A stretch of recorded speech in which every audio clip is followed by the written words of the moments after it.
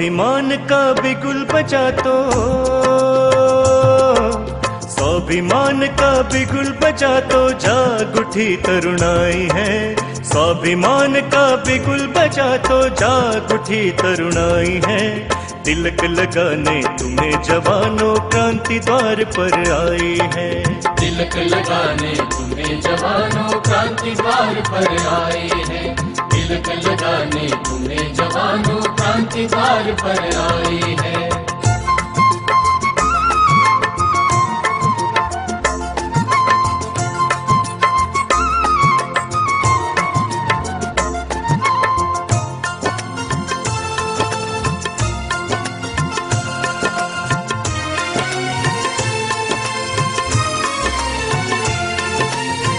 कौन चलेगा आज देश से भ्रष्टाचार मिटाने को, भ्रष्टाचार मिटाने को, भ्रष्टाचार मिटाने को। बर्बरता से लोहा लेने सत्ता से टकराने को, सत्ता से टकराने को, सत्ता से टकराने को। आज देश में कौन रचाता, आज देश में कौन रचाता मौत के संग सगाई है। आज देश में कौन रचाता मौत के संग सगाई है।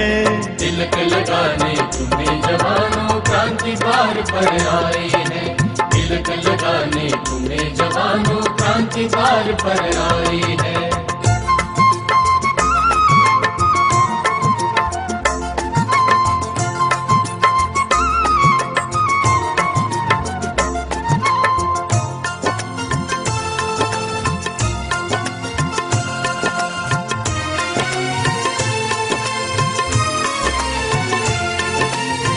पर्वत की दीवार कभी क्या रोक सकी तूफानों को, क्या रोक सकी तूफानों को, क्या रोक सकी तूफानों को।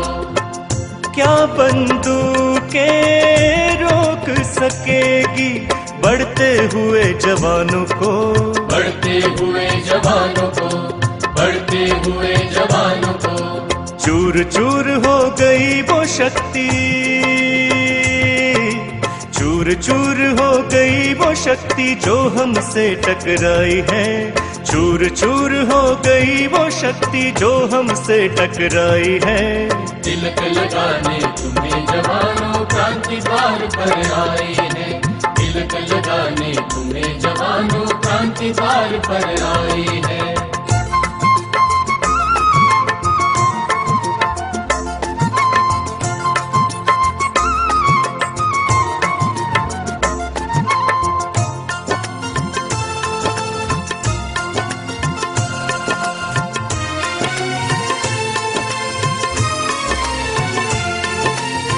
सावधान पद या पैसे से होना तुम गुमराह नहीं, ना होना गुमराह कभी, ना होना गुमराह कभी।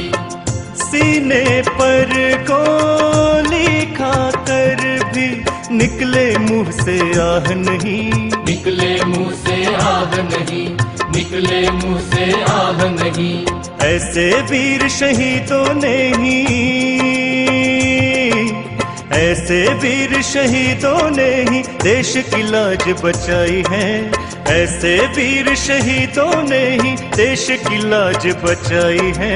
तिलक लगाने तुम्हें जवानों क्रांति द्वार पर आए हैं। तिलक लगाने तुम्हें जवानों क्रांति द्वार पर आए हैं।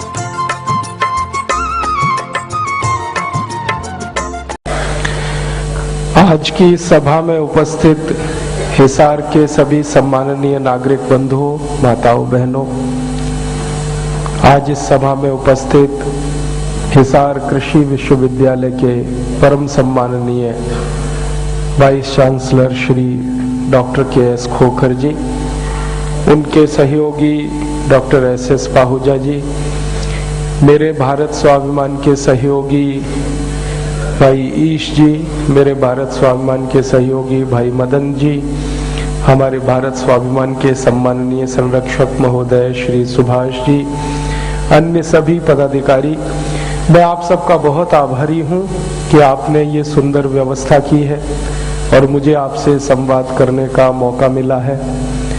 मैं भारत स्वाभिमान के विषय में और आज के हमारे भारत की व्यवस्थाओं की जो समस्याएं हैं उस संदर्भ में आपसे कुछ बात कहना चाहता हूं।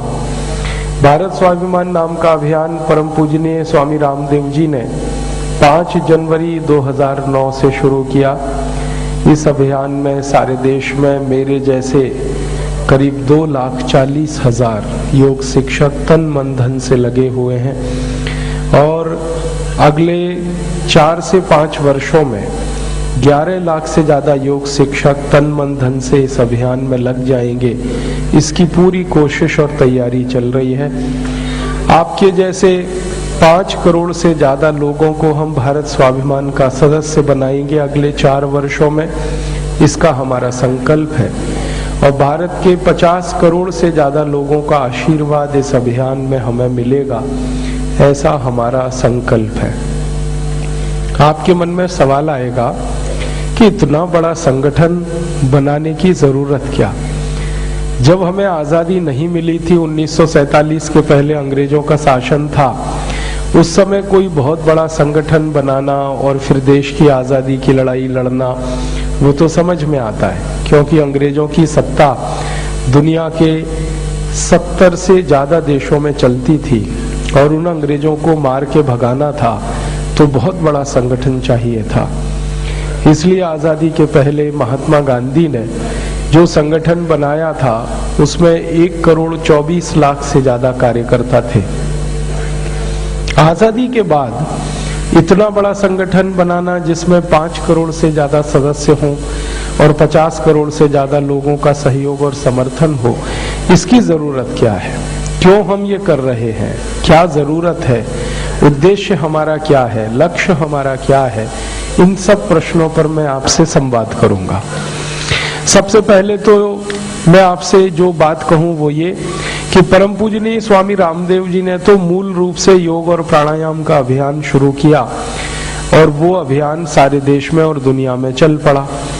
इस योग और प्राणायाम को अभियान करने के पीछे भी एक गंभीर कारण है।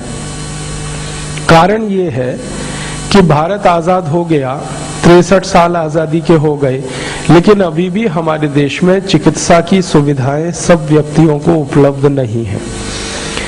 हमारे देश की सरकार का एक मंत्रालय है जिसका नाम है परिवार कल्याण और स्वास्थ्य मंत्रालय। ये स्वास्थ्य मंत्रालय हर साल भारत देश की परिस्थिति जो चिकित्सा की है उसके बारे में रिपोर्ट प्रकाशित करता है। पिछली बार की इनकी जो रिपोर्ट आई 2008 में वो मैंने पढ़ी, तो उस रिपोर्ट से पता चला कि सारे देश में करीब 115 करोड़ लोगों की जनसंख्या है और 77 करोड़ लोग गंभीर रोगों के शिकार हैं। हमारी भारत सरकार का कहना है कि बहुत गंभीर बीमारियों के शिकार 77 करोड़ लोग हैं। छोटी मोटी बीमारियों की तो वो गिनती ही नहीं करते। गंभीर बीमारियां कैसी? जैसे 5 करोड़ भारतवासियों को इस समय डायबिटीज है और सरकार का ये कहना है कि अगले 4-5 वर्षों में और 5 करोड़ लोगों को हो जाएगी। ये इतने लोगों को डायबिटीज हो गई है हमारे देश में, जिसके बारे में कहा जाता था कि ये बीमारी तो सामान्य रूप से यूरोप और अमेरिका के लोगों को होती है, लेकिन अब भारत में भी बहुत तेजी से फैल रही है। और इस बीमारी के बारे में सबसे खराब सत्य है वो ये कि इसका इलाज नहीं है। जिंदगी भर आप इंसुलिन खाते रहिए और इंसुलिन खाते खाते अपनी दोनों किडनी गंवाते रहिए, लीवर खराब कराते रहिए, ब्रेन हेमरेज हो जाए, पैरालिसिस हो जाए, हार्ट अटैक आ जाए, कार्डियक अरेस्ट हो जाए, कुछ भी हो सकता है। सारे डॉक्टर ये कहते हैं कि ये डायबिटीज बहुत खतरनाक बीमारी है। एक खराब शब्द से इस डायबिटीज को आजकल संबोधित किया जाता है, साइलेंट किलर, चुपचाप मार देने वाली बीमारी। इस बीमारी की एक ऐसी खास विशेषता है वो ये कि अगर ये किसी व्यक्ति को हो गई तो उसको जब कोई दूसरी बीमारी होगी तो पता ही नहीं चलेगा। मैं एक सच्ची घटना आपको सुनाता हूं, मेरे साथ हुई। मैं एक बार ट्रेन में सफर कर रहा था, बेंगलोर से दिल्ली आ रहा था, और मेरे साथ मेरा एक मित्र था, उसको डायबिटीज थी। हम दोनों साथ में बेंगलोर स्टेशन पे चढ़े। मेरी बर्थ नीचे की थी, लोअर बर्थ थी, और उसकी अपर बर्थ थी। वो ऊपर बर्थ पे जाके सो गया, मैं नीचे सो गया। रात को 2:30-3 बजे के आसपास में एक बार उठा पेशाब आदि के लिए, और जाके फिर वापस सो गया। और दोबारा जब मैं सोया जाकर और सवेरे उठा तो मेरे मित्र को मैंने उठाया, उसको हिलाया, और आप विश्वास नहीं करेंगे, वो पूरा का पूरा नीचे आके गिर गया। और मैंने देखा कि वो मर चुका था। उसको हमने तुरंत स्टेशन पे उतार के ले गए नजदीक के हॉस्पिटल में। तो डॉक्टर ने उसको कहा कि इसकी डेथ हो चुकी है सवेरे 2:30 से 3 बजे के बीच में। कारण डेथ का उन्होंने कहा इसको भयंकर हार्ट अटैक हुआ, कार्डियक अरेस्ट। तो मैंने कहा भैया कार्डियक अरेस्ट हुआ तो ये कुछ बोलता, चिल्लाता, चीखता, ऐसे ही हो गया? तो उन्होंने कहा कि हाँ, डायबिटीज के पेशेंट को कार्डियक अरेस्ट भी होता है तो उसको थोड़ा भी दर्द नहीं होता, वो चुपचाप मर जाता है, बता भी नहीं सकता। इतनी खतरनाक बीमारी है ये डायबिटीज। और दुर्भाग्य ये है कि इसका इलाज नहीं है। इसको मैनेज किया जाता है, इसको कंट्रोल किया जाता है, इसको क्योर करना बहुत मुश्किल है। ऐसे ही हमारे देश में 4.5 करोड़ लोगों को हृदय की बीमारियां हैं, और इन 4.5 करोड़ लोगों को अक्सर हार्ट अटैक आते रहते हैं, और लाखों लोग साल भर में मरते रहते हैं। हार्ट अटैक के बारे में हमारे देश में जो ट्रीटमेंट है वो ये कि एंजियोप्लास्टी या तो कराया जाए, आपका ऑपरेशन, बाईपास सर्जरी कराई जाए, ओपन हार्ट सर्जरी कराई जाए, और ये तीनों ही ऑपरेशन परमानेंट क्योर नहीं है। एंजियोप्लास्टी में तो मैंने देखा है कि सवेरे किसी की एंजियोप्लास्टी हुई हो और शाम को दोबारा अटैक आ गया। होता क्या है एंजियोप्लास्टी में? आपके हृदय को खून देने वाली या आपके हृदय से खून लेकर शरीर में लाने वाली जो वाहिकाएं हैं, इनमें कहीं अवरोध आ जाता है, और उस अवरोध को मिटाने के लिए एक स्प्रिंग डाल देते हैं जिसको वो स्टंट कहते हैं। वो स्प्रिंग वैसी ही होती है जैसे बॉल पेन में स्प्रिंग आपने देखी होगी। ये स्प्रिंग को डाला जाता है तो ये तो छोटी सी होती है, तो जहां ये डाली गई है उतने बीच का अवरोध तो हटा देती है, लेकिन उसके आगे और पीछे अवरोध आ जाता है और फिर अटैक हो जाता है। माने वो कोई परमानेंट इलाज नहीं है। बाईपास सर्जरी करें तो उसमें क्या है कि जो वाहिका है उसके पैरेलल एक दूसरी वाहिका लगा देते हैं, लेकिन अगर आपके खून में अवरोध बनाने की टेंडेंसी है तो दोबारा फिर अटैक आएगा आपको, इसलिए ये भी इलाज नहीं है। और एक गंभीर बीमारी हमारे देश में है इस समय, लोगों को 12 करोड़ लोगों को आंखों के रोग हैं, और आंखों से दिखता नहीं है, बिल्कुल कम दिखता है, रात में नहीं दिखता है, अंतर पता नहीं कर सकते हैं, और इनके लिए भी मुश्किल से ही कोई इलाज मिल पाता है।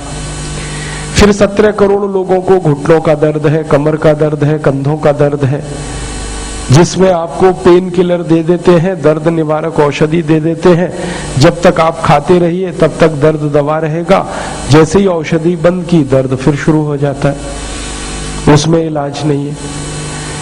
करीब करीब 14 करोड़ लोगों को दमा है, अस्थमा है, ब्रोंकियल अस्थमा है, ट्यूबरकुलोसिस है इस देश में, और वो भी बड़ी बुरी स्थिति में है, उसमें भी क्योर जैसी स्थिति नहीं।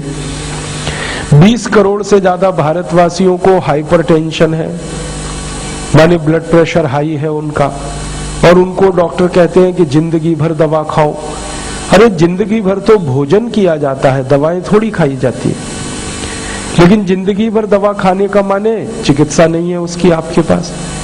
10 करोड़ से ज्यादा लोगों को हाइपोटेंशन है, माने लो ब्लड प्रेशर है, और ऐसी लंबी लिस्ट है भारत सरकार की। इसमें सबसे खराब जो मुझे कहना है वो ये 8 करोड़ लोगों को कैंसर है, और इनमें से 24 लाख लोग हर साल मर जाते हैं इस देश में, और आप जानते हैं कैंसर का कोई इलाज नहीं है हमारे देश में। तो ऐसी गंभीर बीमारियों में देश के 77 करोड़ लोग फंसे हुए। और इनके इलाज की पूरी सुविधा और व्यवस्था नहीं है। हमारे देश की सरकार को एक बार मैंने प्रश्न किया था कि ये 77 करोड़ लोगों का इलाज करने के लिए सरकार की व्यवस्था क्या है, तो पता चला केंद्र सरकार और भारत के 33 राज्यों की राज्य सरकार, इन 33 राज्यों में केंद्र शासित प्रदेश भी शामिल हैं, चंडीगढ़ जैसे। तो 33 राज्यों की सरकार और केंद्र सरकार ने मिलकर 25 लाख चिकित्सक अभी तक तैयार किए हैं, जो बहुत ही अपर्याप्त है, जिनकी संख्या बहुत ही कम है। अगर 25 लाख चिकित्सक ईमानदारी से एक दिन में 100 मरीजों को देखें तो 2.5 से 3 करोड़ का ही इलाज कर सकते हैं, और बीमार 77 करोड़। और एक गंभीर हमारे देश में समस्या है, वो ये कि इलाज करने का खर्चा बहुत अधिक होता जा रहा है, दवाएं बहुत महंगी होती जा रही हैं।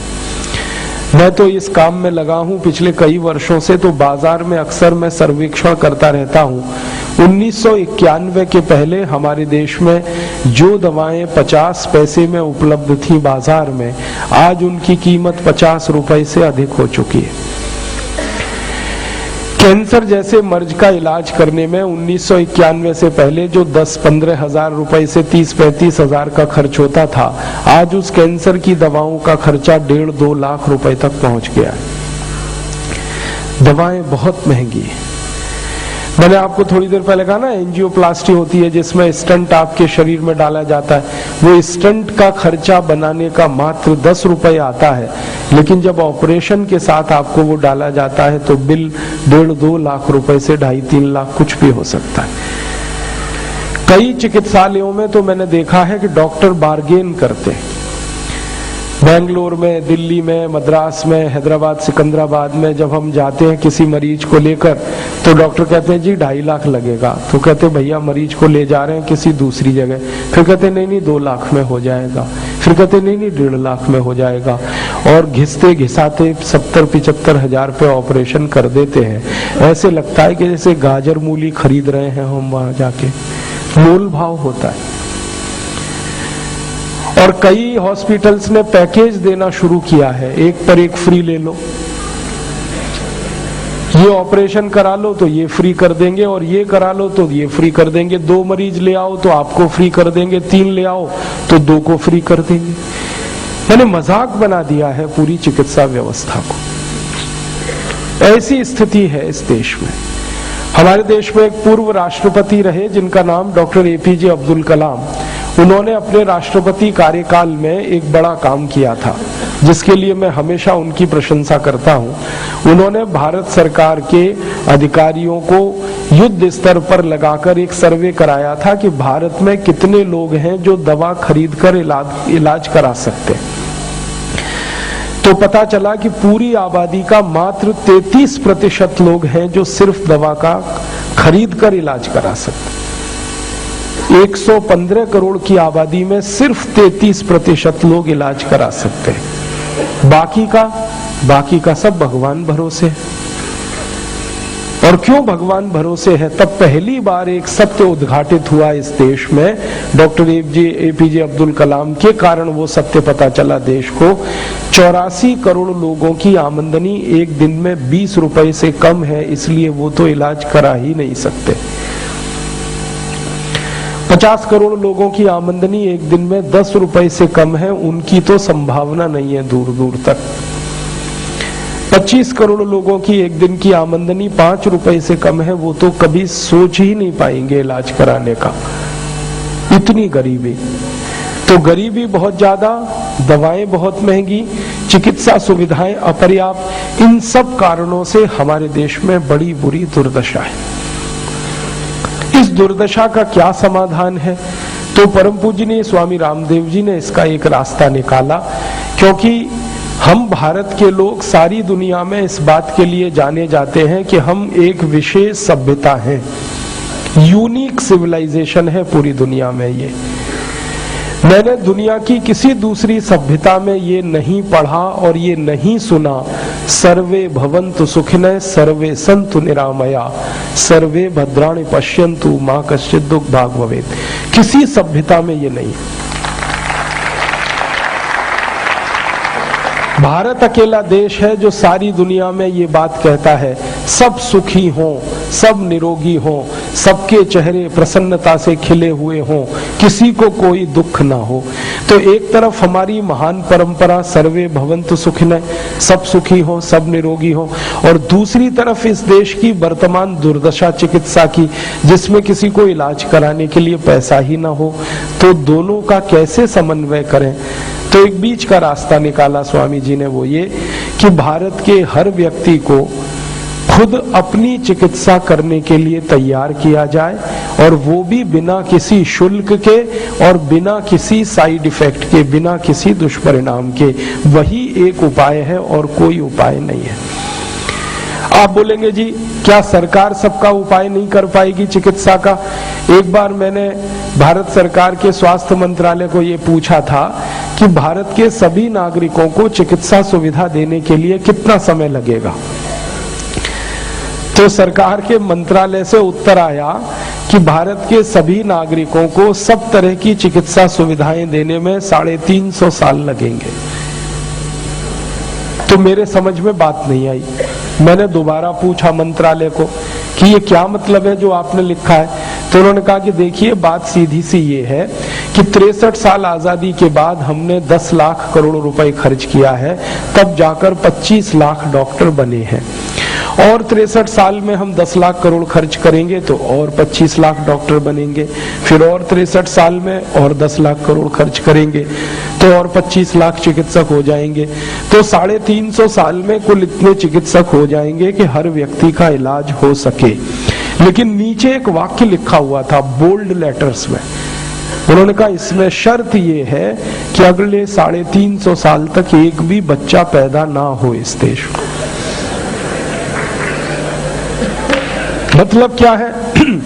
मतलब यह है कि 350 साल तक देश की आबादी ना बढ़े, जिस गति में आज हम बढ़ रहे हैं ये रुक जाए पूरा, उसके बाद सरकार युद्ध स्तर पर लगे, तब 350 साल में सबका इलाज हो जाए।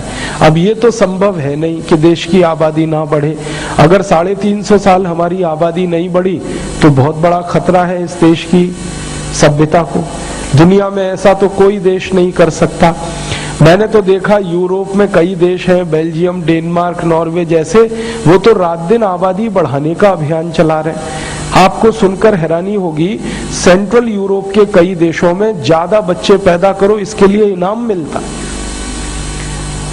हाँ, आपका एक बच्चा है और आप किसी ऑफिस में क्लर्क हैं, 2 हो जाएं तो आप सीधे सुपरिंटेंडेंट हो जाएंगे ऑफिस के, और 3 बच्चे हो गए तो सेक्शन ऑफिसर हो जाएं, 4 हो गए तो पता चला डायरेक्टर हो गए उस ऑफिस के आप। जितने ज्यादा बच्चे उतना बड़ा प्रमोशन, और कैश इंसेंटिव अलग से, हजारों यूरो डॉलर में कैश इंसेंटिव देते हैं अगर ज्यादा बच्चे पैदा हो आपके, क्योंकि उनकी आबादी स्थिर हो गई है।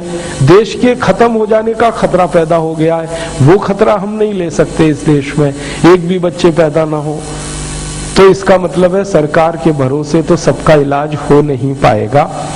तब एक ही रास्ता है कि लोगों को उनका इलाज करने के लिए प्रेरित किया जाए, और इस इलाज के लिए उनको कुछ ऐसी विद्या सिखाई जाए जिस विद्या का उपयोग करके वो अपने जीवन की बीमारियों को दूर कर लें, परिवार की बीमारियों को दूर कर लें, पड़ोसियों की बीमारियों को दूर कर लें।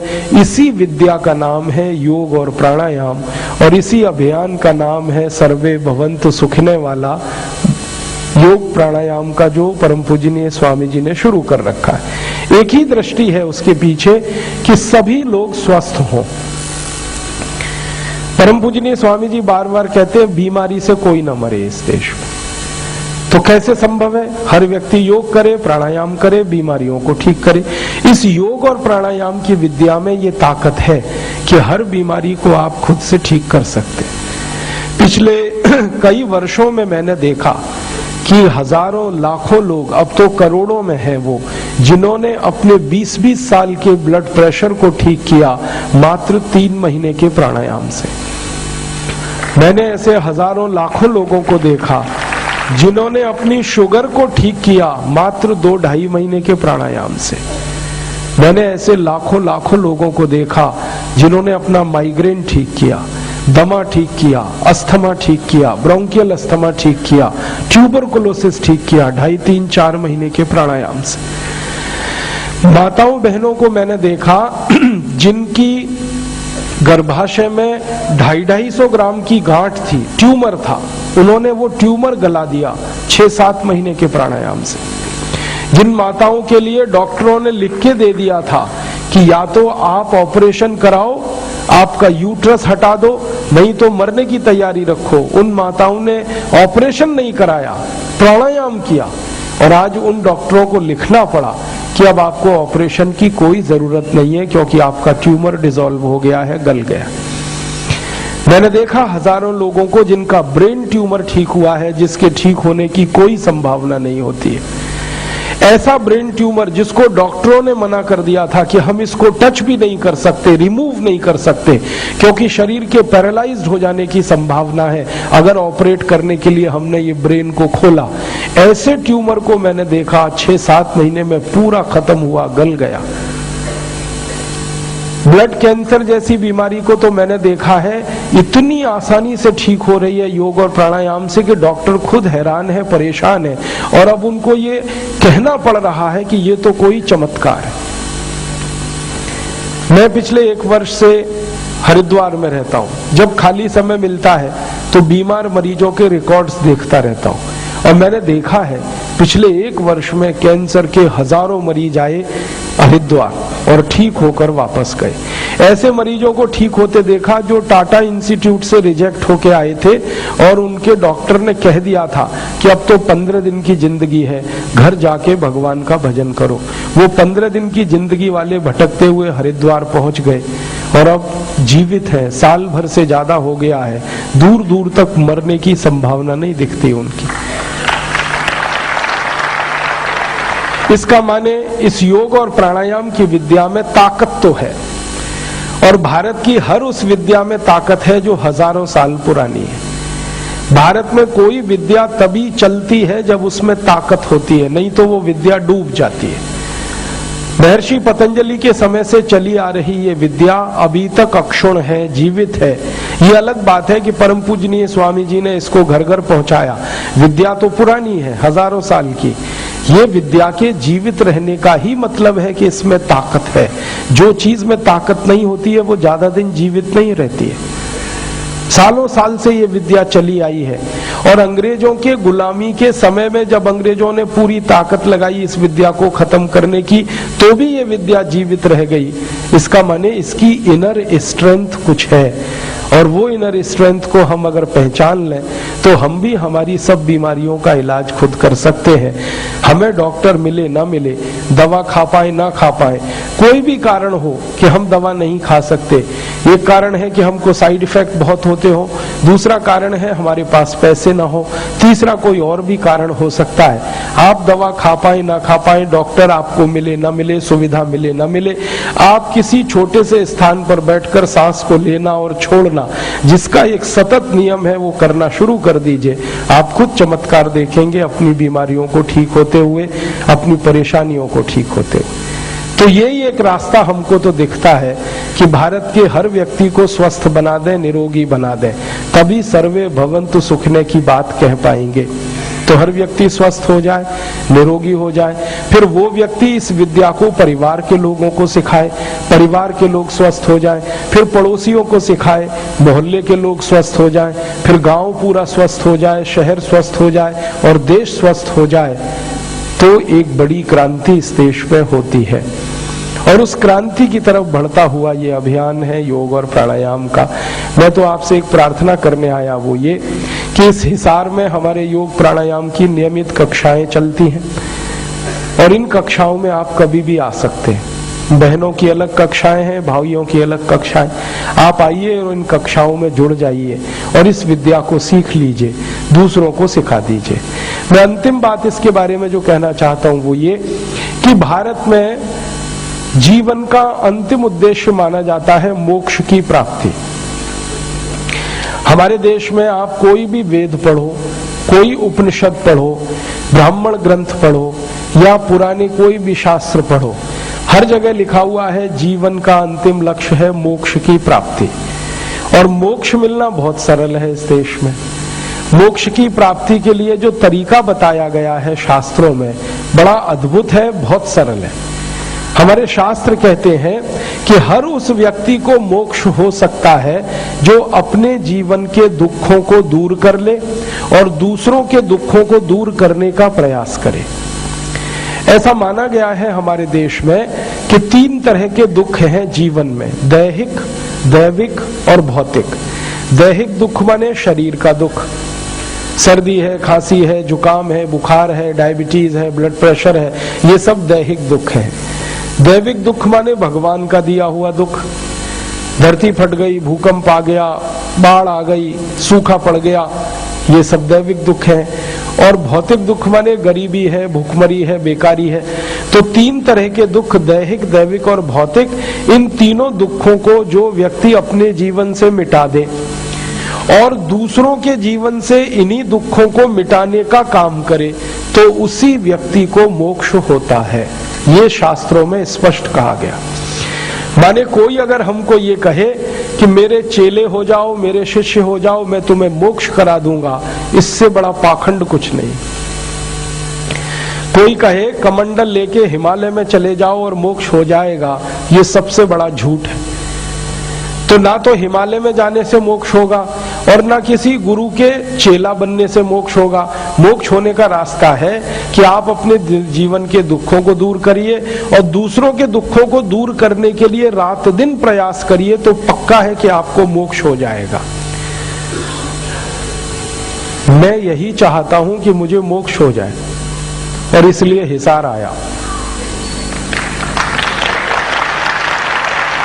मुझे अगला जन्म नहीं लेना है, ये मेरा आखिरी जन्म हो, दोबारा जन्म लेना ना पड़े, क्योंकि बड़ा दुख है, बड़ा कष्ट है जन्म लेने। तो बार बार के जन्म मरण के बंधन से मैं मुक्त होना चाहता हूं, इसलिए मैं मोक्ष चाहता हूं। लेकिन मेरा मोक्ष आप पर निर्भर है। आपको अगर मोक्ष हुआ तभी मुझे होगा, नहीं तो नहीं होने वाला। तो मैं चाहता हूं पहले आप सब मोक्ष चलें, पीछे पीछे मैं भी आ जाऊं आपके, और आप मोक्ष जाएं तो उसका तरीका मैंने बताया कि आप अपने दुख दूर कर लो, दैहिक, दैविक, भौतिक, और दूसरों के दुख दूर कराने के लिए इस योग प्राणायाम की विद्या का प्रचार कर दो, तो आपका मोक्ष पक्का, मेरा भी धीरे पीछे से पक्का। तो आप मोक्ष चलो, पीछे से मैं भी आ जाऊं और स्वर्ग में लगाएंगे अपनी कक्षाएं योग की और देवताओं को सिखाएंगे सबको को। और करेंगे क्या वहां जाके, क्योंकि कहा गया है कि स्वर्ग में कोई काम ही नहीं है करने के लिए सवेरे से शाम तक। तो एक ही काम करेंगे, योग करेंगे, प्राणायाम करेंगे, साधना करेंगे, धुनी रमाएंगे, गहरे मेडिटेशन में उतर जाएंगे। तो ये बात मैंने मजाक में कही है, लेकिन गंभीर बात है कि आप इसको सीख लो, सीख कर दूसरों को सिखा दो, हमारी कक्षाओं में आ जाओ, क्योंकि कक्षाएं सब निःशुल्क चलती हैं, 1 पैसा कोई आपसे नहीं लेगा, और इस विद्या को प्रसारित प्रचारित करने में लग जाओ तो मुझे लगता है कि स्वामी जी का सपना जरूर साकार हो जाएगा और सर्वे भवन्तु सुखिने की जो भावना है भारत की, वो सारी दुनिया के सामने सार्थक हो जाएगी। अब दूसरी बात मुझे कहनी है कि ये तो एक अभियान है योग और प्राणायाम का जो परम पूजनीय स्वामी जी ने शुरू किया। इसके साथ एक दूसरा अभियान शुरू किया है, उसका नाम है भारत स्वाभिमान। ये भारत स्वाभिमान का अभियान क्या है? ये अभियान है, योग प्राणायाम का अभियान है, हर व्यक्ति स्वस्थ हो। तो भारत स्वाभिमान का अभियान है कि हमारा राष्ट्र भी स्वस्थ हो, देश भी स्वस्थ हो। अगर हम स्वस्थ हो गए और हमारा देश बीमार है तो बात बनेगी नहीं, अधूरी रहेगी। ये कुछ ऐसी कहानी है कि हमने हमारा घर साफ कर लिया और घर के बाहर कीचड़ भरा पड़ा है, घर साफ कर लिया, घर के बाहर कूड़ा करकट भरा पड़ा है, तो कितने दिन आप अपने घर में रह सकते हैं शांति से और स्वस्थता से? नहीं रह पाएंगे। हम ठीक हो गए, स्वस्थ हो गए, लेकिन देश बीमार का ही बीमार रहा, तो कैसे संभव है कि हम ज्यादा दिन स्वस्थ रह पाए? तो देश भी स्वस्थ हो, हम भी स्वस्थ हो, नागरिक भी देश के निरोगी हो और देश भी निरोगी हो। तो देश को निरोगी बनाने के लिए अभियान है भारत स्वाभिमान का। आप बोलेंगे देश को क्या बीमारी है? एक दिन मैं आपको बताता हूं ईमानदारी से, मैंने लोगों के बीमारियों की सूची बनाई, सर्दी, खांसी, जुकाम, बुखार, दमा, अस्थमा, सब लिखता गया 148 रोगों के बाद वो सूची बंद हो गई। मतलब मनुष्यों को कुल बीमारियां 148 है, आखिरी बीमारी कैंसर है, उसके बाद कोई बीमारी नहीं है। इसमें मैंने HIV एड्स को भी जोड़ लिया।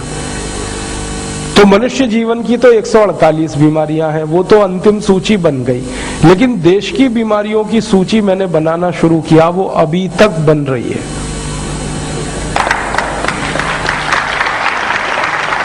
और रोज उसमें एक नई बीमारी जुड़ रही है। अभी 2-4 दिन से एक नई बीमारी इस देश को हो गई है कि मुंबई में मराठी रहेंगे कि गैर मराठी रहेंगे, मुंबई में हिंदी भाषी रहेंगे कि गैर हिंदी भाषी रहेंगे। और तलवारें खींच रखी हैं कुछ पार्टियों ने कि रहने ही नहीं देंगे इस मुंबई में जो मराठी नहीं बोलेंगे, क्योंकि मुंबई मराठियों की है, मुंबई हमारी है। ये एक नई बीमारी शुरू हो गई इस देश में। कल को कोई कहेगा बेंगलोर में हम रहने ही नहीं देंगे, ये कन्नड़ लोगों की है, कर्नाटक की है। फिर कोई कहेगा मद्रास में रहने नहीं देंगे, ये तो तमिल लोगों का है और तमिलियों की है। फिर कोई कहेगा पांडिचेरी में रहने ही नहीं देंगे। ऐसी बीमारी सारे देश में फैलती जाएगी, नई नई बीमारियां। इसलिए बीमारियों की देश में कोई कमी नहीं है। फिर भी हमने क्या किया कि जो सबसे गंभीर बीमारियां देश में हैं, जिनको हम मानते हैं कि इनको तुरंत हल होना चाहिए, क्योंकि इन बीमारियों के रहते देश के अस्तित्व को संकट खड़ा हो गया है, ऐसी बीमारियों की सूची बनाई। एक अच्छा डॉक्टर जो होता है ना, वो आपकी बीमारियों के बारे में जब बात करता है ना, तो सबसे बड़ी बीमारी को पकड़ता है शरीर की, और उसको ठीक कर ले तो बाकी छोटी मोटी बीमारियां तो ठीक हो ही जाती हैं। तो देश की सबसे बड़ी बीमारियों को जब हमने पकड़ने की कोशिश की, तो उसमें पहले नंबर पर है गरीबी। बहुत भयंकर बीमारी है इस देश में। फिर दूसरी है बेरोजगारी, बहुत भयंकर बीमारी है। फिर तीसरी है महंगाई, फिर चौथी है भूखमरी, फिर पांचवा है भ्रष्टाचार, और ऐसी सूची बनती चली गई। गरीबी के बारे में जानने की कोशिश की तो पता चला कि भारत में 115 करोड़ लोग, मैंने कहा आपसे थोड़ी देर पहले 84 करोड़ भयंकर गरीब।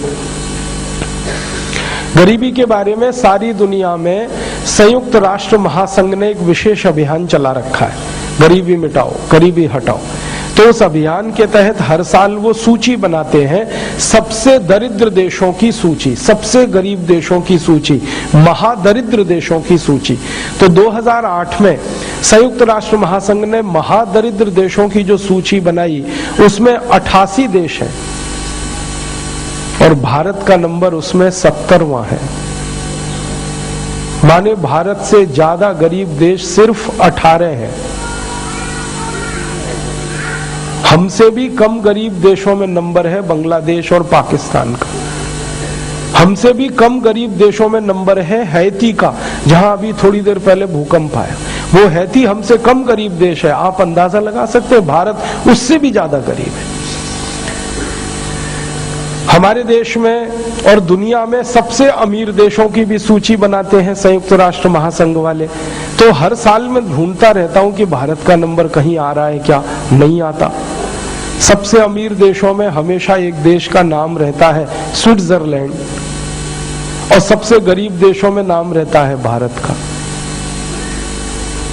ये स्विट्जरलैंड देश ऐसा है दुनिया में जो कुछ उत्पादन नहीं करता, फिर भी सबसे अमीर है।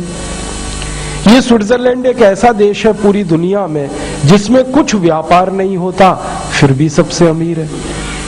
ये स्विट्जरलैंड एक ऐसा देश है पूरी दुनिया में जहां कुछ खेती नहीं होती, फिर भी सबसे अमीर है। ना उनके यहाँ उद्योग है, ना उनके यहाँ व्यापार है, ना उनके यहाँ खेती बाड़ी होती है, और फिर भी सबसे अमीर है।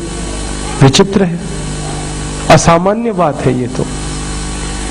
स्विट्जरलैंड की खेती के बारे में जानने की कोशिश की तो पता चला साल में 8 महीने बर्फ पड़ती है, और जिन खेतों में बर्फ जमा हो जाती है वहां घास का तिनका भी नहीं उगता, तो खेती नहीं होती।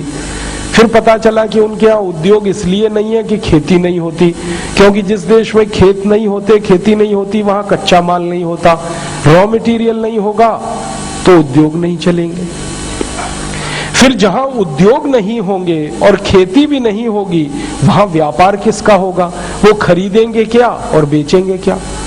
तो व्यापार भी कुछ खास नहीं है। बहुत साल पहले मैंने सुना था स्विट्जरलैंड में एक फैक्ट्री चला करती थी घड़ी बनाने वाली, राडो, वो भी अभी बंद हो गई थोड़े दिन से।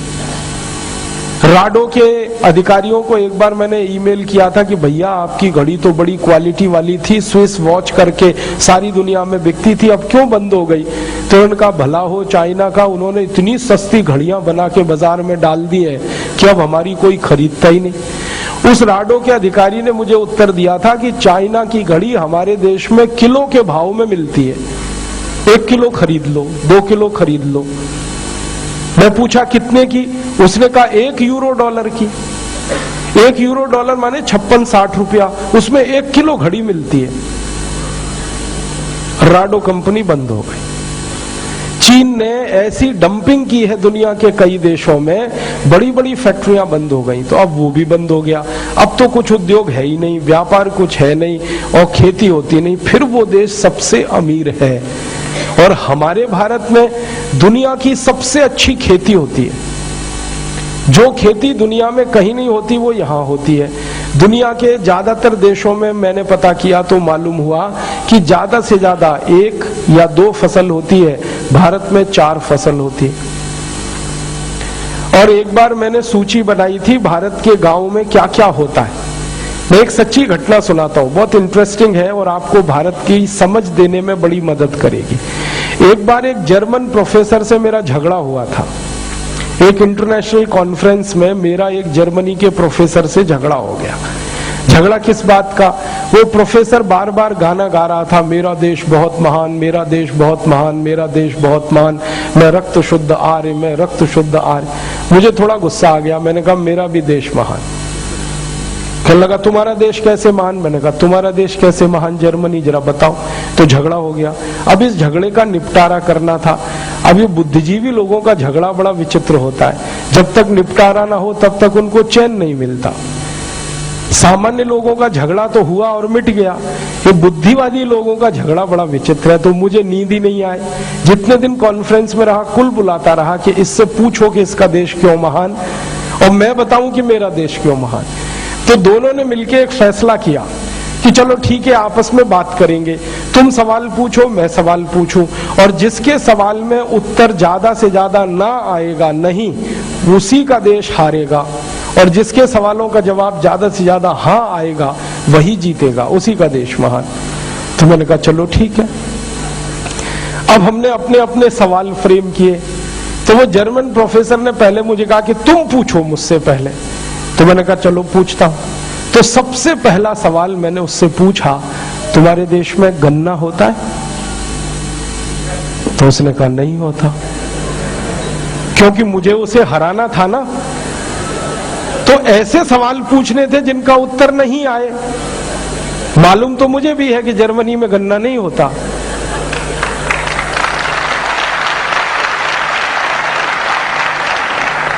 तो मैंने कहा तुम्हारे देश में गन्ना होता है? उसने कहा नहीं होता। फिर मैंने कहा तुम्हारे देश में केला होता है? उसने कहा नहीं होता। फिर मैंने कहा तुम्हारे देश में संतरा होता है? उसने कहा नहीं होता। फिर मैंने कहा तुम्हारे देश में अंगूर होता है? उसने कहा नहीं होता। फिर तुम्हारे देश में लीची होती है? उसने कहा नहीं होती। और ऐसे ऐसे सवाल पूछ के वो परेशान हो गया, बौखला गया, क्योंकि बार बार उत्तर नहीं नहीं नहीं।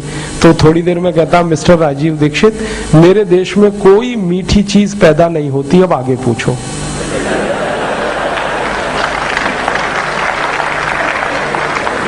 तो मैंने कहा चलो अब आगे बताओ, तुम्हारे देश में पालक होता है? पालक। अब पालक तो मीठा नहीं है ना।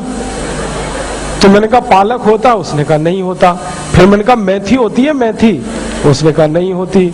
मैंने कहा सरसों होती है? सरसों? उसने कहा नहीं होती। फिर मैंने कहा अजवाइन होती है? उसने कहा नहीं होती। फिर थोड़ी देर में बौखला गया। फिर उसने पता है क्या कहा, मिस्टर राजीव दीक्षित, हरे पत्ते की कोई चीज मेरे देश में नहीं होती, अब आगे पूछो। अब मैंने देख लिया कि ये पस्त हो गया। अब मैंने कहा मुझे कुछ पूछना ही नहीं है, तुमने बता ही दिया कि तुम्हारे देश में कुछ नहीं होता, अब तुम ये बता दो कि होता क्या है। नहीं होता तो ये सब है, होता क्या क्या है? उसने कहा एक तो मेरे देश में आलू होता है और दूसरी प्याज होती है। आलू में प्याज मिला के खा लो या प्याज में आलू मिला के खा लो, ये दो ही हमारे पास विकल्प है। मैंने कहा फिर ये जो इतना सब जर्मनी के बाजारों में सजा हुआ दिखाई देता है माल, ये कहां से आता है? तो वो कहता ये तो सब भारत से आता है। मैं पूछा केला कहां से आता है? कहने लगा केरल से आता है, भारत में केरल से आता है। फिर मैं पूछा अंगूर कहां से आता है? भारत में नासिक से आता है। फिर मैंने पूछा ये गन्ना का रस मिलता है टिन पैक, ये कहां से आता है? ये कई जगह से भारत में से आता है। मैंने कहा कौन महान है? फिर भी माना नहीं। कहने लगा मुझे भी प्रश्न पूछने हैं। मैंने कहा पूछ ले भाई, अब तू भी पूछ ले। तो उसने क्या किया, वो फंस गया। फंस क्या गया, मेरे ही सवाल मुझसे पूछने शुरू कर दिए उसने। बौखला गया शायद, और या कोई सवाल समझ में नहीं आए होंगे। उसने उल्टा पूछा भारत में गन्ना होता है? मैंने कहा भैया भारत में उत्तर से दक्षिण, पूरब से पश्चिम शायद ही ऐसा कोई गांव मिले जहां गन्ना नहीं होता, सब जगह होता है। फिर कहने लगा भारत में केला होता है? मैंने कहा हाँ भैया हजारों किस्म का केला होता है। पीला केला होता है, हरा केला होता है, लाल केला होता है, पतला केला होता है, मोटा केला होता है। केले की कुछ कमी है क्या, इतनी वैरायटी?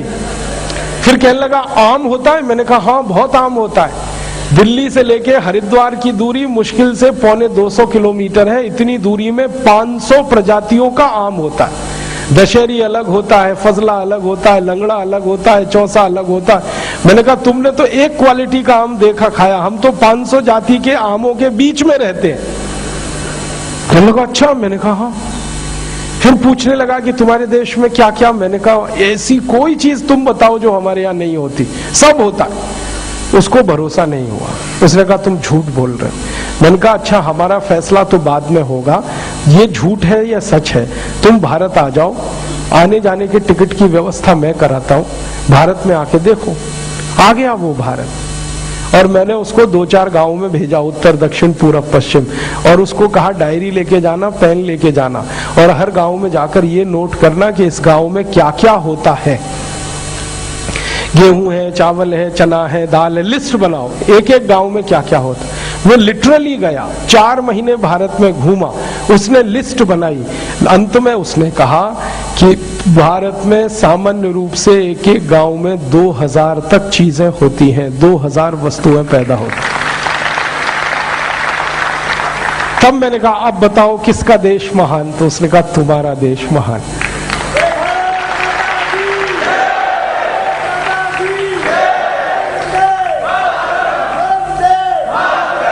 अब जब वो गया ना, तो मैंने उसके साथ एक मजाक किया।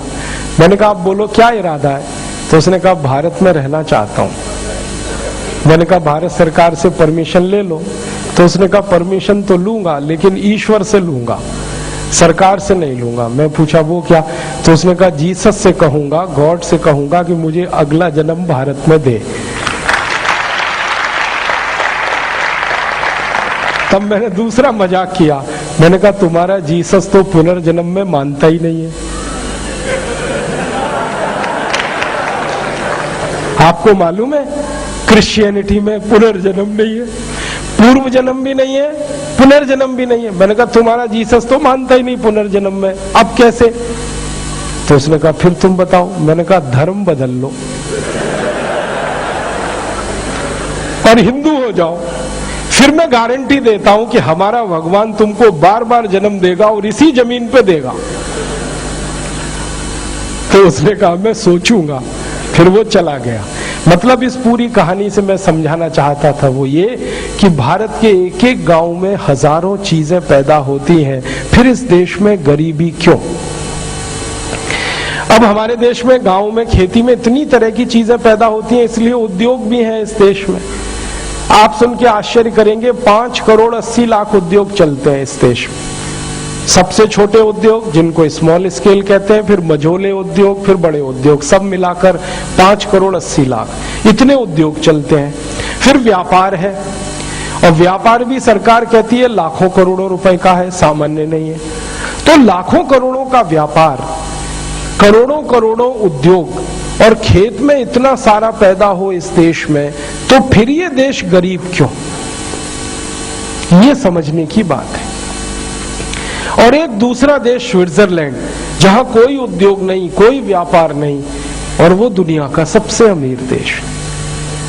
तो इस खोज पर हम लोग निकले हैं कि भारत सारे वैभव के बाद भी दुनिया का सबसे गरीब देश क्यों है। भगवान का दिया हुआ इतना वैभव है इस देश में, हम खेत में गेहूं का एक दाना डालते हैं और उसमें से 125 दाने पैदा हो जाते हैं। इतनी अच्छी मिट्टी दुनिया में शायद ही कहीं है। हम एक बाजरा डालते हैं और हजारों बाजरे के दाने पैदा हो जाते हैं। हम एक मकई डालते हैं दाने के रूप में, सैकड़ों मकई के दाने पैदा हो जाते हैं। इतनी अच्छी मिट्टी तो कहीं नहीं। और इतनी अच्छी जलवायु, भारत की जलवायु के बारे में पता है दुनिया भर के विशेषज्ञ क्या कहते हैं? मैं दुनिया भर के विशेषज्ञों से मिलता रहता हूं तो अक्सर एक मजाक चलती है हम लोगों में, वो ये कि अमेरिका और कनाडा और यूरोप के देशों में 2 या 3 क्लाइमेटिक जोन्स हैं। भारत अकेला ऐसा देश है जिसमें 16 क्लाइमेटिक जोन्स हैं, 16, हाईएस्ट इन द वर्ल्ड। सब तरह की जलवायु इस देश में मिलती है। भयंकर गर्मी वाली जलवायु देखनी हो तो इस देश में है, भयंकर रेगिस्तानी जलवायु देखनी हो तो इस देश में है, भयंकर बारिश वाली जलवायु देखनी हो तो इस देश में है, भयंकर कीचड़ वाला इलाका देखना हो तो इस देश में है, सूखी हवा का क्षेत्र देखना हो तो इस देश में है, गीली हवा का क्षेत्र देखना हो तो इस देश में है। सारी दुनिया में जो क्लाइमेटिक जोन्स नहीं है वो हमारे पास है, 16 क्लाइमेटिक जोन्स। और इतने मेहनती लोग इस देश में कि सवेरे 6 बजे से खेत में काम करना शुरू करें तो 12-1 बजे ही पीठ सीधी करता है देश का किसान, हल जोतते जोतते, जब उसको खाना खाना होता है, और फिर हल जोतने में लग जाता है, शाम 6 बजे तक जोतता रहता है। इतने मेहनती लोग दुनिया में कहीं नहीं है। हमारे देश के लोगों की मेहनत पता है क्या है? विद मूवमेंट मेहनत है। दुनिया के दूसरे देशों में मैंने देखा लोग मेहनत करते हैं लेकिन मूवमेंट नहीं होता शरीर में। मैंने अमेरिका के कारखानों में देखा कि लोग सवेरे 7 बजे से शाम 7 बजे तक काम करते हैं, 12 घंटे, लेकिन एक ही जगह पर खड़े खड़े या एक ही जगह पर बैठे बैठे। भारत के लोग तो एक ही जगह खड़े खड़े बैठे बैठे काम नहीं करते, मीलों चलते हैं रोज अपने दोनों पांवों से। आप में तो मैं देख रहा हूं कि कई किसान भाई बैठे हैं, 1 एकड़ 1 किल्ला खेत को जोतना पड़ता है तो कितने किलोमीटर चलना पड़ता है। इतने मेहनती लोग इस देश। ट्रैक्टर की खेती अभी पूरा देश नहीं करता, बहुत थोड़े से किसान हैं जो ट्रैक्टर चलाते हैं। अभी भी ज्यादा किसान तो इस देश में बैल जोड़ी से ही हल जोतते हैं, और हल जोतने में जितनी मेहनत है शायद ही किसी काम में। तो इतने मेहनती लोग, इतनी अच्छी मिट्टी, इतनी अच्छी जलवायु, खेती इस देश की रत्नगर्भा वसुंधरा जो एक दाना डालो सैकड़ों पैदा करे। और मैंने तो देखा कि इस देश में कितना वैभव है। जमीन के ऊपर इतना सब होता है, जमीन के नीचे भी बहुत कुछ होता है इस देश। भारत दुनिया का अकेला देश है जहां जमीन के नीचे खुदाई करें तो 90 तरह के खनिज पदार्थ मिलते हैं। यहाँ कोयला मिलता है, यहाँ तांबा मिलता है, यहाँ लोहा मिलता है, यहाँ पे जिंक मिलता है, यहाँ पे बॉक्साइट मिलता है। 90 तरह के खनिज पदार्थ इस जमीन के नीचे हैं। और इतना बड़ा भंडार है, अभी हमारे देश में कोयले की जिस गति से हम इस्तेमाल कर रहे हैं, इसी गति से इस्तेमाल करते रहे तो 350 साल तक कोयला खत्म नहीं होने वाला। जिस गति से हम जो है लोहे का इस्तेमाल कर रहे हैं और खदानें खोद रहे हैं, इसी गति से लोहे की खदानें खोदती रहे, 280 साल तक लोहा खत्म होने वाला नहीं। इसी तरीके से तांबे को जिस तरह से हम निकाल रहे हैं और ये तांबे को इस्तेमाल करते रहे, 400 साल तक तांबा खत्म होने वाला नहीं, बॉक्साइट खत्म होने वाला नहीं। भगवान ने इतना हमारी जमीन के नीचे दे रखा है। जमीन के ऊपर भी है, जमीन के नीचे भी है। जमीन के ऊपर हमारे देश में बड़े बड़े पहाड़ हैं, पर्वतमालाएं हैं। हिमालय की बड़ी पर्वतमाला है, फिर दक्षिण भारत में गंधमार्दन की बड़ी पर्वतमाला है, सतपुड़ा की बड़ी पर्वतमाला है। हजारों किस्म की जड़ी बूटियां इन पर्वतों पर हैं। अभी तक जिन जड़ी बूटियों की भारत सरकार ने लिस्ट बना ली है वो 8,400 से ज्यादा है, और जिन जड़ी बूटियों की लिस्ट बनना अभी बाकी है वो 84,000 है। इतना बेशकीमती भंडार प्रकृति का दिया हमारे देश में। जंगल है इस देश में जो भरपूर उत्पादन के केंद्र हैं, खूब सारे फल और खूब सारी लकड़ियां हमें जंगल से मिलती रहती हैं। तो क्या नहीं है इस देश में? जंगलों में देखो, खदानों में देखो, खेतों में देखो, हमारे देश के लोगों की मेहनत में देखो, हर तरह से धन धान्य से भरा पूरा देश, फिर ये गरीब क्यों है? ये गंभीर प्रश्न है। भगवान ने तो हमें गरीब नहीं बनाया। अगर भगवान हमको गरीब बनाता तो इस देश का मौसम वैसा ही देता जैसे यूरोप में है, भयंकर ठंड, ठंड और भयंकर ठंड। हमको ऐसा मौसम नहीं दिया भगवान। भला हो भगवान का जिसने ये हिमालय पर्वत दे दिया हमको। अगर ये नहीं होता तो भारत में भी साल में 8 महीने ठंड ही ठंड होती और बर्फ जमी रहती। तो भगवान ने तो बहुत सोच विचार कर इस देश को बनाया। इतना धन धान्य से भरपूर, प्रकृति की सारी कृपा इस देश पर है।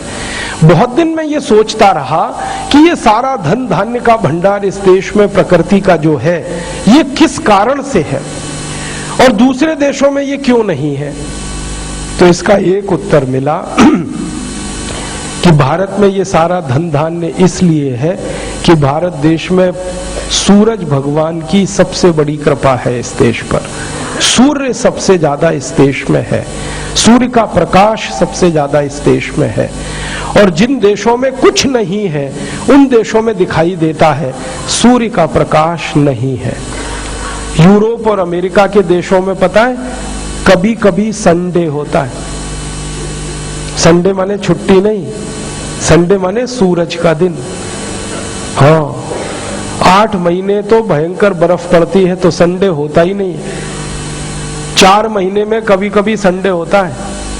मुझे वो दिन याद है जब मैं परम पूजनीय स्वामी जी के साथ लंदन गया, ग्लासगो गया, तो वहां हमको एक अंग्रेज मिला और उसी दिन सूरज निकला था।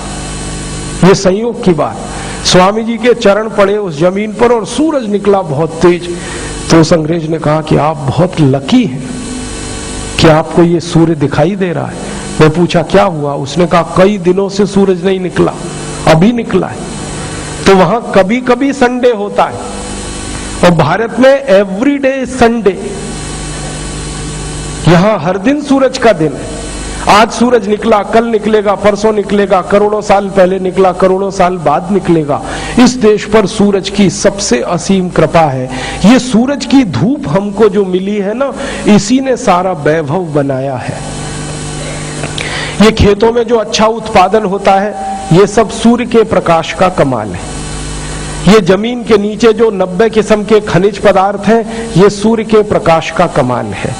ये हमारी जमीन में हम एक दाना डालें और हजारों दाने पैदा हो जाएं, ये सूरज के प्रकाश का कमाल है।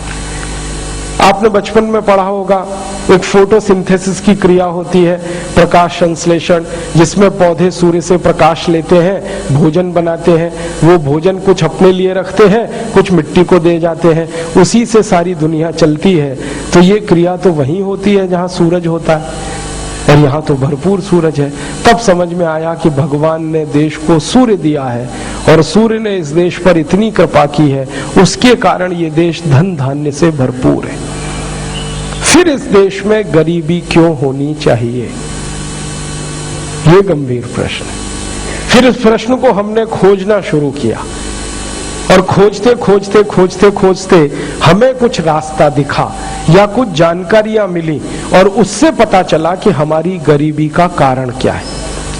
मैंने कहा भगवान ने हमको गरीब नहीं बनाया, लेकिन फिर भी गरीबी है हमारे यहाँ, इसका कोई तो कारण होगा। तो ढूंढना शुरू किया तो पता चला गरीबी का ऐतिहासिक कारण है, कोई धार्मिक कारण नहीं है, कोई प्राकृतिक कारण नहीं है, कोई दूसरा कारण नहीं है, सिर्फ और सिर्फ ऐतिहासिक कारण है भारत की गरीबी का। इतिहास ने हमको गरीब बना दिया, वैसे हम गरीब नहीं थे। भारत के इतिहास ने कैसे भारत को गरीब बना दिया? एक कहानी शुरू करता हूं, अब मेरा व्याख्यान शुरू हो रहा है। अब तक मैं भूमिका बना रहा था। एक अंग्रेज आया इस देश में एक अंग्रेज आया इस देश में, उसका नाम था थॉमस बेब मैकॉले, टीबी मैकॉले। आपने सुना होगा मैकॉले मैकॉले मैकॉले, उसका पूरा नाम था थॉमस बेब मैकॉले। भारत आया सन 1834 में, आज से लगभग 250 साल पहले। जिस समय ये मैकॉले भारत में आया, उस समय अंग्रेजों का जो राज्य चलाने वाला प्रमुख अधिकारी था, जिसको हम भारत में 2 नामों से जानते हैं, गवर्नर जनरल और वायसराय। अंग्रेजों का सबसे उच्च अधिकारी होता था, उसको कुछ दिनों तक गवर्नर जनरल कहते थे और कुछ दिनों तक उसको वायसराय कहा जाता था। तो ये जो अधिकारी था उसका नाम था विलियम बेंटिंग। जिस समय मैकॉले भारत में आया तो गवर्नर जनरल था विलियम बेंटिंग। तो विलियम बेंटिंग की जो काउंसिल थी, काउंसिल माने मंत्री पद, मंत्रालय उसका, उसके मंत्री परिषद में मैकॉले को सलाहकार नियुक्त किया गया था। मतलब ये था कि विलियम बेंटिंग कोई भी फैसला लेगा तो मैकॉले से पूछ कर लेगा, और विलियम बेंटिंग को किसी फैसला करने में मैकॉले की सलाह लेनी पड़ेगी। मैकॉले की नियुक्ति ब्रिटिश पार्लियामेंट से हुई थी, ईस्ट इंडिया कंपनी से नहीं, ब्रिटेन की संसद ने उसकी नियुक्ति की थी, भारत के गवर्नर जनरल की काउंसिल का एडवाइजर बनाया था। उस हैसियत में वो भारत आया और भारत आके घूमा, उत्तर दक्षिण पूरब पश्चिम सारे भारत में घूमा। घूमने के बाद उसने एक स्टेटमेंट किया, और वो स्टेटमेंट बहुत महत्वपूर्ण है हम सबके लिए। वो स्टेटमेंट उसने पार्लियामेंट में भी किया, अंग्रेजों के अधिकारियों की मीटिंगों में बार बार कहा, उसने वो अपने पत्र में लिखा, अपनी डायरी में लिखा, अपनी किताब में भी लिखा। वो स्टेटमेंट क्या है? 2 फरवरी 1835 को मैकॉले कह रहा है, I have traveled length and breadth of this country India। मैंने भारत का सारा इलाका देख लिया। लेंथ एंड ब्रेथ का माने वो एक मुहावरा है अंग्रेजी का, उत्तर दक्षिण पूरब पश्चिम, मैंने सारा भारत देख लिया।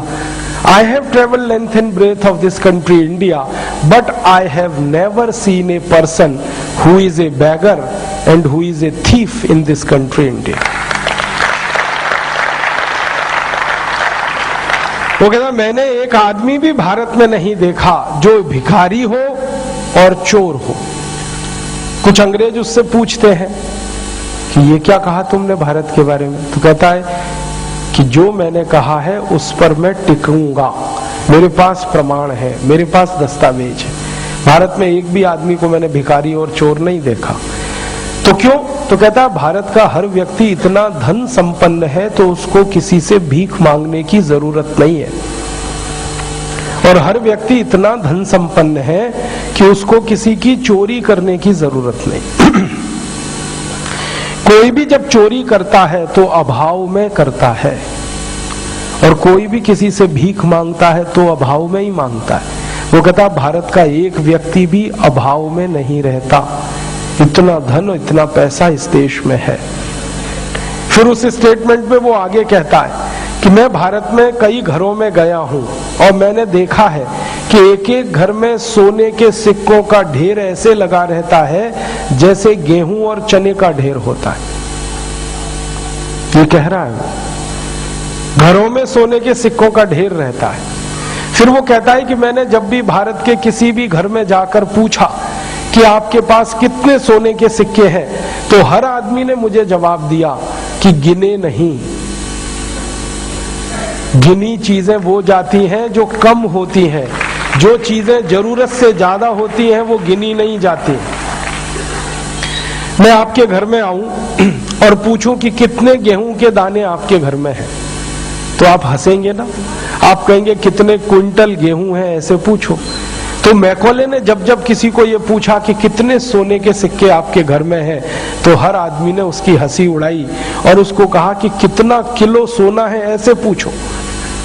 10 kilo, 20 kilo, 50 kilo, 100 kilo, 200 kilo. वो कहता घर घर में किलो किलो में सोना है।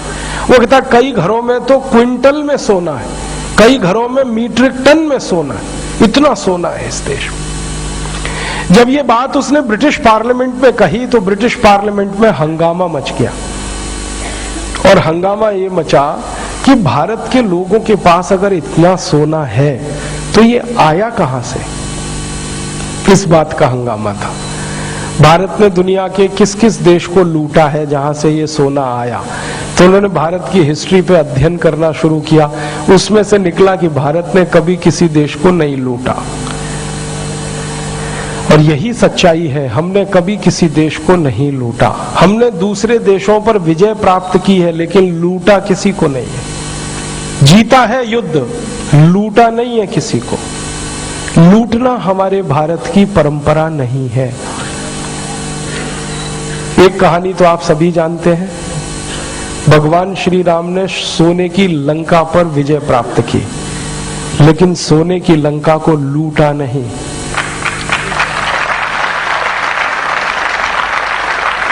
रावण को मारा, विभीषण को राजा बनाया, और विभीषण जब राजा बना तो उसके पहले श्री राम के चरणों में साष्टांग दंडवत प्रणाम कर रहा है और कह रहा है कि ये तो मेरा नहीं है, ये तो सब आपका है, आप जैसे चाहो वैसे मैं करूं।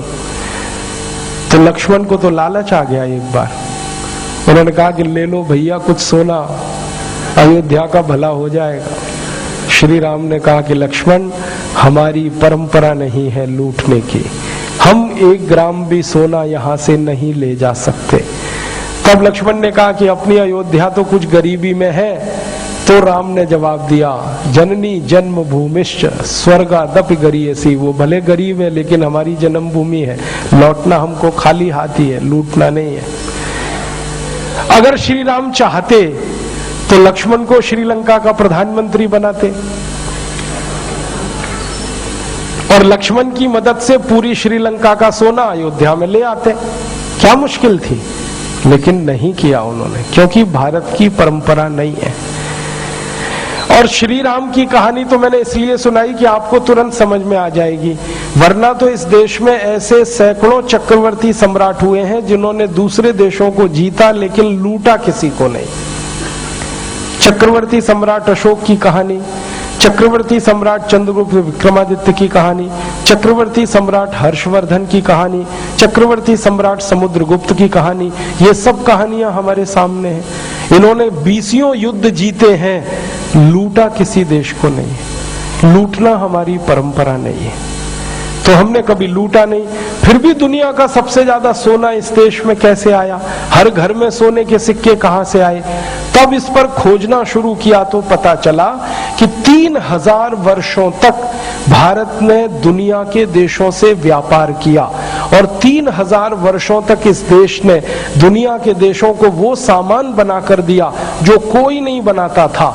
उस समय के व्यापार में हमारी मोनोपोली थी और एक्सपोर्ट में हम दुनिया में सबसे आगे रहते थे। दुनिया का कुल बाजार जितना था उसमें 33% एक्सपोर्ट अकेले भारत का था, पूरे बाजार। और हम इंपोर्ट एक चीज का भी नहीं करते थे, सब हम निर्यात करते थे, बेचते थे, खरीदते कुछ नहीं थे। क्योंकि खरीदे हम, ऐसी जरूरत हमको नहीं थी, क्योंकि हर चीज इस देश में बनती थी। हम निर्यात क्या करते थे, दुनिया का सबसे बेहतरीन कपड़ा हम निर्यात करते थे, सबसे बेहतरीन कपड़ा।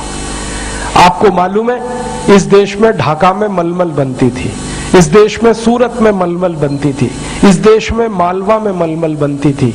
मलमल एक खास तरह का कपड़ा होता है, वो कपड़ा इतना बेहतरीन बनाया जाता है कि कपड़े का 15 मीटर लंबा थान तह करते जाओ, तह करते जाओ, तह करते जाओ तो माचिस की एक डिब्बी में आ जाता है।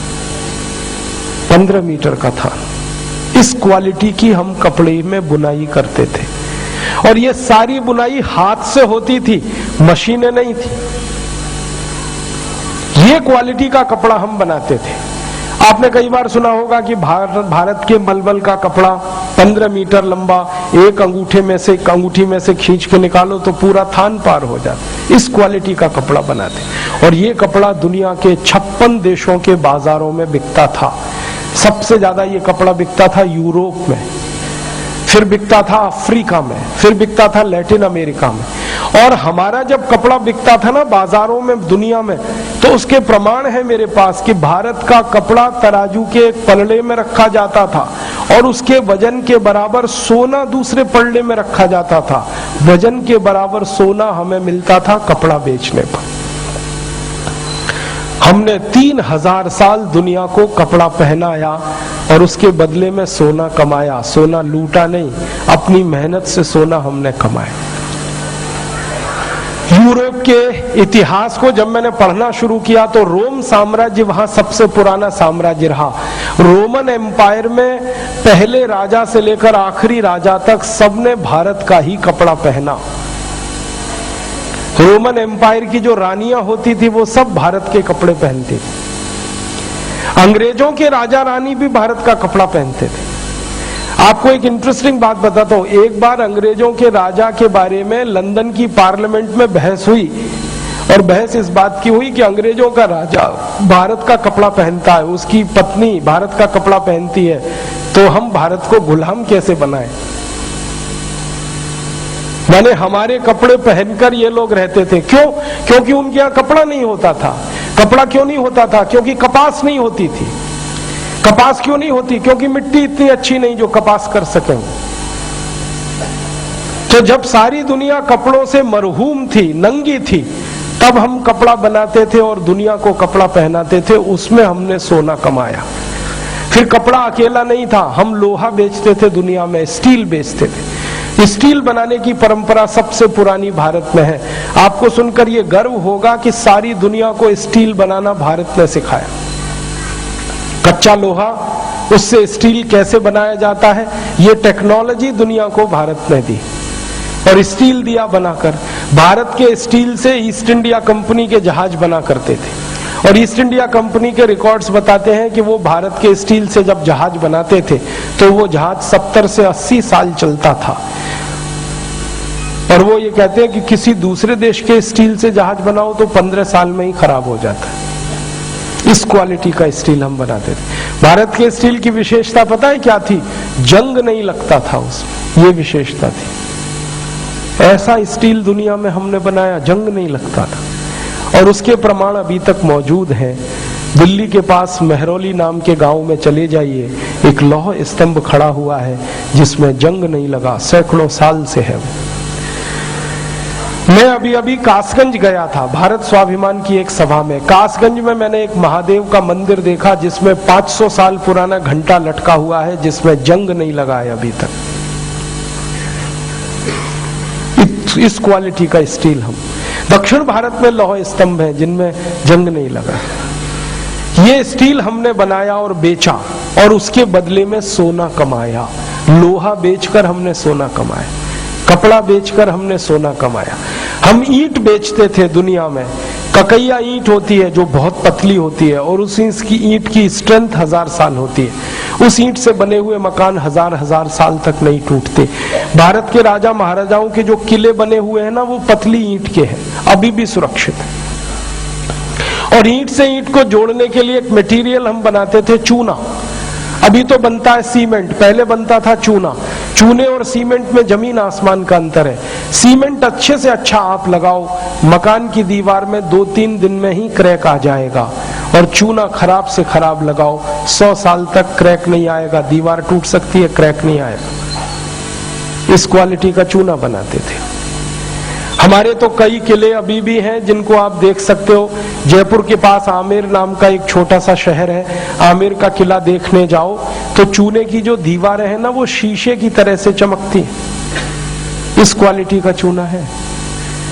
ये चूना हम एक्सपोर्ट करते थे, ईंट एक्सपोर्ट करते थे, हम लोहा एक्सपोर्ट करते थे, हम कपड़ा एक्सपोर्ट करते थे, मसाले एक्सपोर्ट होते थे, खाने पीने की चीजें एक्सपोर्ट होती थी। ऐसे सैकड़ों चीजों को हमने निर्यात किया और बदले में सोना कमाया। 3000 साल हम ये करते रहे। इसलिए इतना सोना आया इस देश में कि ये देश सोने की चिड़िया नाम से सारी दुनिया में विख्यात हो गया।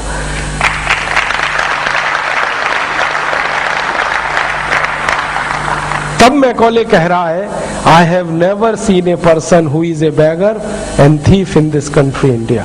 और वो कहता है, घर घर में मैं घुसा तो सोने के सिक्कों का ढेर ऐसा है। इतना धन धान्य संपन्नता वाला देश गरीब कैसे हुआ? गरीबी आई तब जब अंग्रेजों ने ये धन देखा, संपत्ति देखी और उनको लालच आया और उन्होंने इस देश को लूटना शुरू किया, तब गरीबी आना शुरू हुई। अंग्रेजों ने भारत के धन संपत्ति की लूट 16वीं शताब्दी से की थी। और वो कैसे की थी? भारत के पानी के जहाज जाते थे व्यापार करने के लिए, और ये हमारे जहाज अफ्रीका तक जाते थे। अफ्रीका जाने के लिए बीच में लंदन से गुजरना पड़ता है। इंग्लैंड एक ऐसा देश है जो समुद्र के किनारे है और अफ्रीका जाने वाले रास्ते पर है। तो भारत के जितने पानी के जहाज जाते थे उन सबको लंदन के नजदीक से गुजरना पड़ता था और अंग्रेज उन पानी के जहाजों को लूटा करते थे। 16वीं शताब्दी उन पानी के जहाजों को लूटने के लिए छोटे छोटे समूह बनाए थे, उन्होंने ग्रुप बनाए थे, लुटेरे समूह थे, उनके गुंडे बदमाशों के समूह उन्होंने बनाए थे।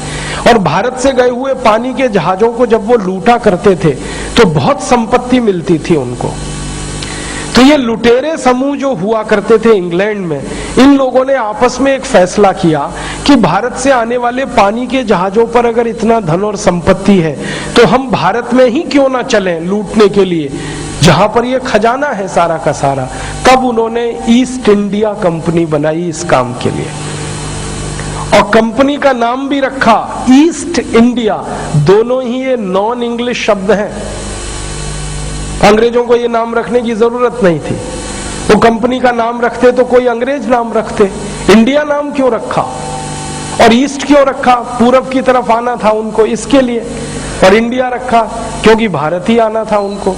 और ये कंपनी जब बनी 1599 में, तो इस कंपनी की इनिशियल पेड अप कैपिटल 0 थी, 0 थी। ऐसी अद्भुत कंपनी बनी जिसका इनिशियल पेड अप कैपिटल ही नहीं था कुछ। और इस कंपनी को बना के जब अंग्रेजों के राजा के सामने प्रस्तुत किया गया तो राजा से कहा गया कि आप इसको लाइसेंस दो कंपनी को, हम भारत जाके लूट करना चाहते हैं। तो राजा ने कहा कि लूट करोगे तो मुझे क्या मिलेगा? तो इन्होंने कहा कंपनी वालों ने कि कुछ हिस्सा हम आपको भी देंगे। तो राजा ने कहा ठीक है। तो राजा को भी लूट का हिस्सा मिलेगा, कंपनी वालों को भी फायदा होगा। इसके लिए उस कंपनी को लाइसेंस दिया गया और वो भारत में आए। अब भारत में आए तो उन्होंने अपने आप को प्रस्तुत किया कि ईस्ट इंडिया ट्रेडिंग कंपनी है। हम ट्रेडिंग का क्या मतलब निकालते हैं? व्यापारी कंपनी।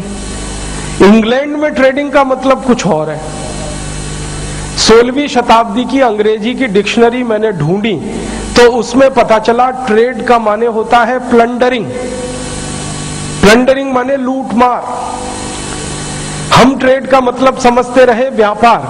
अंग्रेजों के यहां 16वीं शताब्दी में ट्रेड का मतलब होता था लूट मार। तो वो कंपनी लूट मार करने वाली कंपनी थी और भारत में घुसी तो हमने सोचा ये व्यापार करने वाली कंपनी है। इसी दुविधा में जहांगीर नाम के राजा ने लाइसेंस दे दिया उस कंपनी को, और उस कंपनी ने सूरत शहर में जाके अपना अड्डा जमाया और सूरत को लूटा। लूट कर धन मिला, वो धन से सेना बनाई, फिर और लूटा, फिर और धन मिला, फिर और सेना बनाई, फिर और लूटा। ऐसे करके लूट बढ़ती गई, सेना बड़ी होती गई। फिर एक दिन उनको लगा कि भारत में तो भरपूर धन मिल रहा है लूट का, क्यों ना यहाँ पर राज्य किया जाए, और फिर उन्होंने राज्य बनाकर लूटा। जब तक अंग्रेजों का राज्य नहीं बना था तब तक ईस्ट इंडिया कंपनी ने ऐसे ही लूटा। जब राज्य उनका स्थापित हो गया तो उन्होंने कानून बनाकर इस देश को लूटा। एक तरीका होता है किसी के घर में घुस जाओ, लूट के सब ले आओ, तो वो चिल्लाएगा कि मेरी लूट हो रही है। दूसरा तरीका होता है कि लूटने का कानून ही बना दो, तब कौन चिल्लाएगा? तब तो हर आदमी कहेगा लॉ एंड ऑर्डर का पालन हो रहा है, भले उसमें लूट हो आपकी। ये तरीके होते हैं लूटने के। दुनिया में सबसे ज्यादा धोखा देने वाले 2 शब्द हैं, लॉ एंड ऑर्डर। अंग्रेजों ने इन्हीं दोनों शब्दों का उपयोग किया, लॉ एंड ऑर्डर। आपकी कोई जेब काटे, आप चिल्लाओगे जी मेरी क्यों जेब काट रहे हो, और जेब काटने का कानून बना दिया जाए, आप क्या कर लोगे? और काटने वाला यही कहेगा जी मैं तो कानून का पालन कर रहा हूं, मैं तो पूरी ईमानदारी से कानून का पालन कर रहा हूं, यही कहेगा कि नहीं? तो वो पूरी ईमानदारी से कानून का पालन कर रहा है, माने पूरी ताकत से लूट रहा है आपको, और आप कुछ नहीं कर सकते क्योंकि कानून है। तो अंग्रेजों ने 100 साल तक तो बिना कानून के लूटा, फिर कानून बनाकर लूटा इस देश को।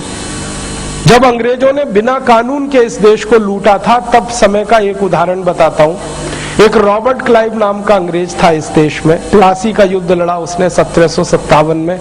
वो सारी कहानी आप जानते हैं, इसलिए मैं रिपीट करना नहीं चाहता, लेकिन जो आप नहीं जानते वो बताना चाहता हूं। प्लासी के युद्ध में अंग्रेजों के सैनिकों की संख्या 350 थी और भारत जिसके खिलाफ ये युद्ध लड़ा जा रहा था उसके सैनिकों की संख्या 18,000 थी। अब कोई किसी से ये कहे